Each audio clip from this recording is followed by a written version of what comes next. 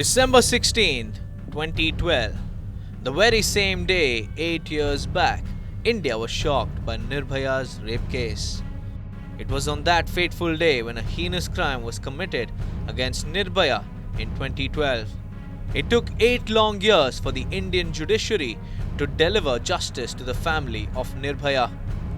Ever since the unfortunate incident, Nirbhaya's mother ran pillar to post seeking justice. But even after the perpetrators of crime were punished in March, Nirbhaya's mother claims that she wouldn't stay in silence. Instead, she would fight for all the rape victims. 16 दिसंबर है, पूरे 8 साल हो गया। आज ही के दिन घटना हुई थी, लेकिन ये पहला 16 दिसंबर है जो कि निर्भया को इंसाफ मिल चुका है और उनको चारों को फांसी हो गई है।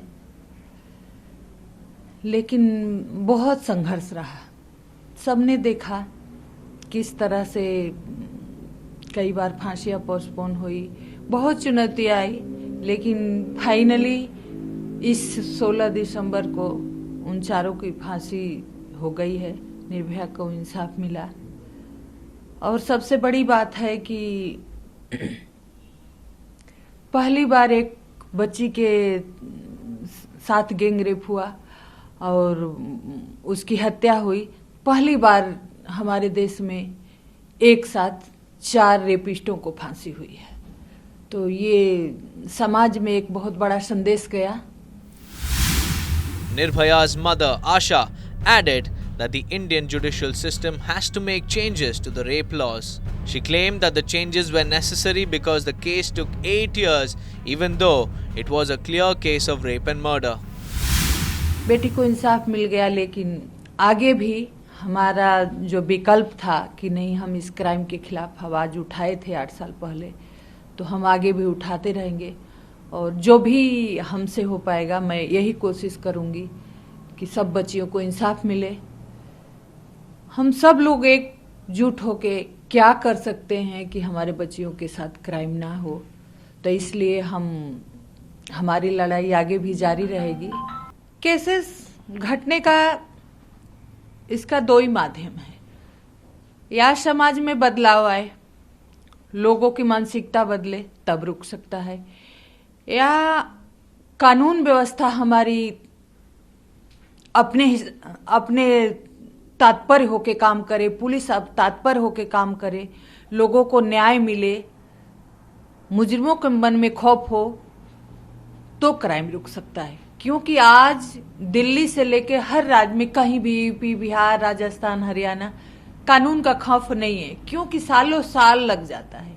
आप देख रहे हैं कि निर्भया का केस एकदम आईने की तरफ साफ था, सब कुछ प्रूफ हो गया था, तीनों कोर्ट ने कंफर्म कर दिया था, फिर भी 8 साल लग गए। तो कहीं ना कहीं सरकार को, समाज को इस पे सोचना होगा कि आखिर सब कुछ होते हुए 8 साल क्यों लगे। तो जो भी कानून में कमियां हैं, सरकार, कोर्ट इसको चेंज करे।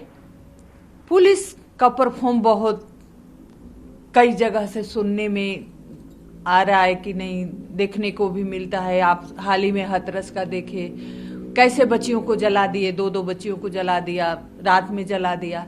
तो कहीं ना कहीं पुलिस का भी परफॉर्म ठीक होना जरूरी है कि जिस तरह से निर्भया के केस में दिल्ली पुलिस ने तत्परता से काम किया और उन मुजरिमों को फांसी हुई, तो इसी तरह जो हमारा सिस्टम है अपने जिम्मेवारी से काम करेगा, सरकार अपने जिम्मेवारी से काम करेगी, तभी क्राइम रुकेगा।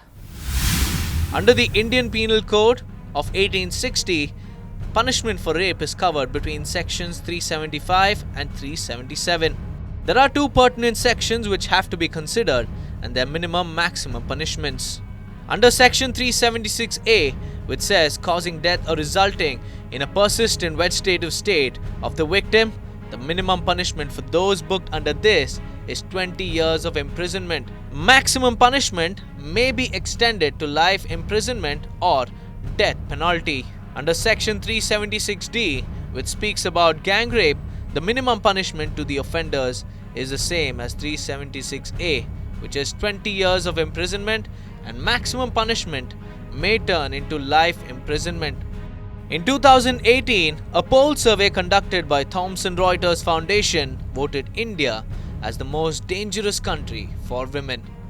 According to the National Crime Records Bureau, which is an agency set up under MHA to collect and analyze crime data, a woman is raped every 16 minutes and 88 rape cases are recorded every single day.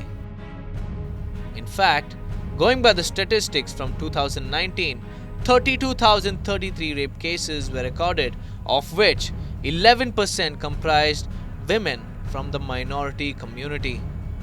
Many assault and alleged gang rape cases, such as the Unnao rape case, Hathras rape case, Mumbai gang rape case, Mathura rape case, and Bhanwari Devi case, have all shaken our collective conscience.